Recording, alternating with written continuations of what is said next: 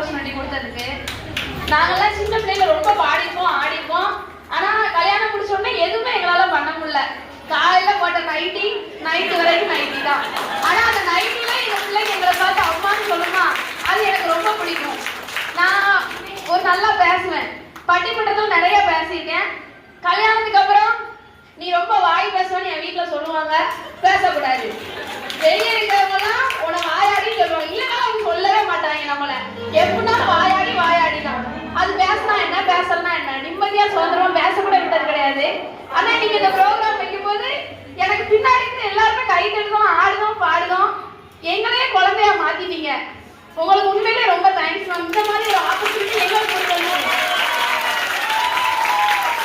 இந்த ஆடும்போது அவங்க அம்மாவை ஆடல, எங்களுக்குள்ள இருந்த அப்படி என்ன சொல்றது, எங்களுக்குள்ள ஆடணும்னு தோணுனது நீங்க ஆடிட்டீங்க. எங்க எல்லா அம்மாவும் சேர்த்து ஆடுற மாதிரி இருந்துச்சு. ஆனா நீங்களும் உங்க பிள்ளைங்களை மிஸ் பண்ணிருப்பீங்க. எங்களுக்கும் இன்னைக்கு அம்மாவா மாறிட்டீங்க. உங்க எல்லாருக்குமே ஹாப்பி மதர்ஸ் டே மேம். எங்க பிள்ளைங்களை ரொம்ப எஃபர்ட் எடுத்து பாத்தீங்க. நாங்க அம்மான்னு சொல்றதை விட காலையில இருந்து சாயங்காலம் வரைக்கும் இருக்கு உங்களை தான் அவங்க அம்மானே சொல்றாங்க. இந்த ஆப்பர்ச்சுனிட்டி